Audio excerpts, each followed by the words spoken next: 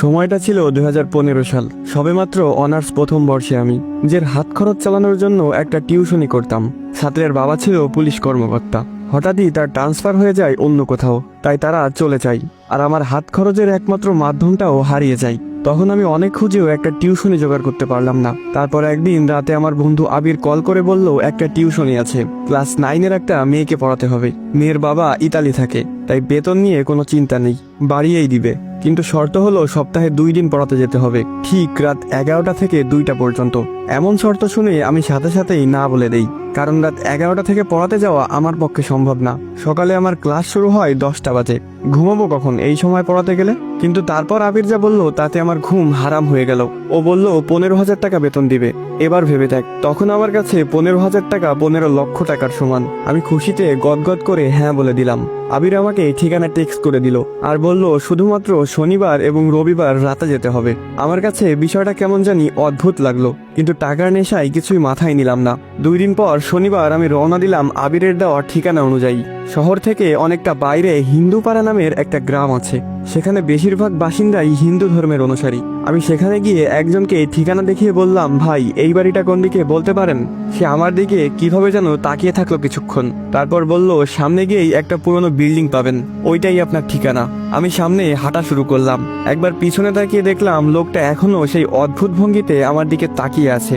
কেমন যেন একটু লাগছে আমার ভিতরে, মনটা সায় দিচ্ছে না যেতে। কিন্তু 15,000 টাকার কথা মনে পড়লেই আবার মন বদলে যায়। না, গিয়েই দেখি। একটা পুরনো বিল্ডিং এর সামনে এসে দাঁড়ালাম। হ্যাঁ, এটাই সেই ঠিকানা। 11টা বাজতে আর 1 মিনিট বাকি। আমি গিয়ে দরজাটা নক করার সাথে সাথে দরজাটা খুলে গেল। মনে হচ্ছে কেউ যেন আমার জন্য দরজার কাছেই দাঁড়িয়েছিল। দরজা ধাক্কা দিতেই খুলে গেল, খ্যাত করে একটা শব্দ হলো, কিন্তু সেখানে কেউ ছিল না। তাহলে দরজা খুললো কে? আমি কখনো ভূত প্রেত এসবে ভয় পেতাম না, অনেক দেখেছি জীবনে এসব। একটা কথা বুঝে গিয়েছিলাম, সেটা হলো তাদেরকে ভয় পেলেই তারা মাথায় চড়ে বসে। তাই নিজেকে খুব শান্ত করে বাসায় প্রবেশ করলাম। বাসার ভিতরটা কেমন যেন অন্যরকম দেখতে। প্রতিটা দেয়ালে আরবিতে কিছু লেখালেখি করা, অদ্ভুত অদ্ভুত ছোট পোকামাকড়ের দৃশ্য আঁকা। সবচেয়ে বড় কথা, বাসার ভিতরটা একদম নিস্তব্ধতায় ঘেরা, কোনো একটা ছোট শব্দ কানে আসছে না। একজন মধ্যবয়স্ক মহিলা একটা রুম থেকে হাসি মুখে বেরিয়ে এলেন। আমাকে বলল, তুমি নিশ্চয় গালিব, আবির তোমাকে পাঠিয়েছে। আমিও একগাল হেসে দিয়ে বললাম, জি আন্টি। তারপর আন্টি একটা রুম দেখিয়ে দিয়ে বলল, ওই রুমে যাও, রিশফা ওখানেই আছে। দেখো বাবা, ভালো মতো পড়াতে হবে, ও অনেক ফাঁকিবাজ। ও, তার মানে আমার ছাত্রীর নাম রিশফা? আমি বললাম, সেটা নিয়ে আপনি চিন্তা করবেন না আন্টি, আমি রিশফাকে ব্রিলিয়ান্ট স্টুডেন্ট বানিয়ে দিব। এই বলে রুমে গেলাম। দেখলাম রিশফা এক মনে খাতায় কি যেন অঙ্কন করছে। আমি গিয়ে হালকা কাশি দিতেই সে উঠে সালাম দিল। আমি সালামের উত্তর দিয়ে বসলাম। খাতার দিকে লক্ষ্য করে দেখলাম সে অদ্ভুত একটা প্রাণীর ছবি আঁকছিল। এমন প্রাণী বাস্তবে নেই, শুধু কল্পনাতেই আঁকা সম্ভব।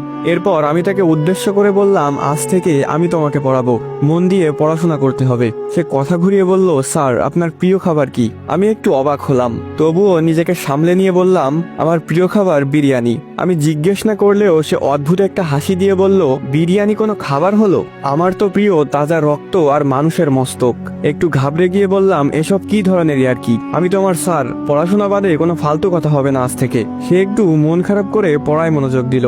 বারবার আমার মনে হচ্ছিল কেউ যেন উকি দিয়ে আবার চলে যাচ্ছে। হতে পারে আন্টি তার মেয়েকে ঠিকমতো পড়াচ্ছে কিনা সেটা দেখছে হয়তো। আমার চোখ খুব জ্বলতে লাগলো হঠাৎ করে, মনে হচ্ছে কেউ যেন চোখে মরিচ জ্বলে দিয়েছে। আমি রিশফাকে পড়া দেখিয়ে বললাম, তোমাদের ওয়াশরুমটা কোন দিকে? সে হাতের ইশারায় দেখিয়ে দিল। আমি তাড়াতাড়ি ওয়াশরুমে গিয়ে চোখে পানি দিলাম। তারপর আয়নায় তাকিয়ে দেখলাম চোখ লাল হয়ে আছে। ভালোভাবে চোখে মুখে পানি দিলাম, এখন একটু ভালো লাগছে। ওয়াশরুম থেকে বের হতে যাব, হঠাৎ খেয়াল করলাম আমি তো চলে যাচ্ছি, কিন্তু আয়নার ভিতরে আমার প্রতিবিম্বটা এখনো ঠায় দাঁড়িয়ে। আমি চোখ ডলা দিয়ে আবার তাকালাম আয়নার দিকে। এবার সেখানে কেউ নেই, এমনকি আমার প্রতিবিম্বটাও সেখানে নেই। এটা কেমন আয়না? যেহেতু আমি এসবে ভয় পাই না খুব একটা, তাই ভাবলাম এখানে কেউ তো আছে যে আমাকে ভয় দেখানোর চেষ্টা করছে। তাই আমি আস্তে আস্তে করে বললাম, এই ছোট্ট ওয়াশরুমে কি ভয় দেখাতে চাস আমাকে? সাহস থাকলে বাইরে দেখা করিস। এই বলে চলে আসলাম। রিশফা বলল, স্যার তাকে দেখেছেন? আমি হকচকিয়ে উঠলাম, মানে কাকে দেখব? রিশফা কিছু না বলে তার আঁকা সেই প্রাণীটার দিকে তাকালো। কেমন যেন অদ্ভুত লাগছে তার আচরণ। সেই দিনের মতো পড়ানো শেষ করে বের হলাম বাসা থেকে। বাসার ভেতরের তাপমাত্রা আর বাইরের তাপমাত্রার অনেক পার্থক্য। বাসার ভেতরটা যেন অন্য একটা জগৎ। রাত তখন 2টা। আমি হিন্দু পাড়ার চিকন গলি দিয়ে হাঁটছি। তখন কোনো গাড়ি পাবো না জানি, তাই হেঁটেই যেতে হবে। হঠাৎ দেখলাম একটা গাছের নিচে কেউ একজন দাঁড়িয়ে আছে। তার মুখটা তো বোঝা যাচ্ছে না, কিন্তু দেহটা বিশাল আকৃতির, যেমনটা রেসলারদের হয়। আমি বুঝে গেলাম এটা অন্য কিছু, তাই তাকে পাশ কাটিয়ে যাওয়ার সময় বললাম, আর মানুষ পাইলি না ভয় দেখানোর জন্য?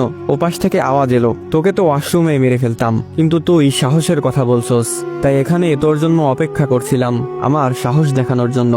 আসসালামু আলাইকুম গাইস, কেমন আছেন সবাই? আশা করি সকলে খুবই ভালো আছেন। তো এখানে শেষ হয়ে যায় রিশফা গল্প পার্ট 1। যারা পার্ট 2 দেখতে চান তারা আমার ইউটিউব চ্যানেলে গিয়ে দেখে আসতে পারেন। সেখানে পার্ট 1 এবং পার্ট 2 একসাথে আপলোড করা হয়েছে। আমার ইউটিউব চ্যানেলের লিংক আমার টিকটক আইডির বায়োতে দেওয়া আছে, সেখান থেকে গিয়ে দেখে আসতে পারেন।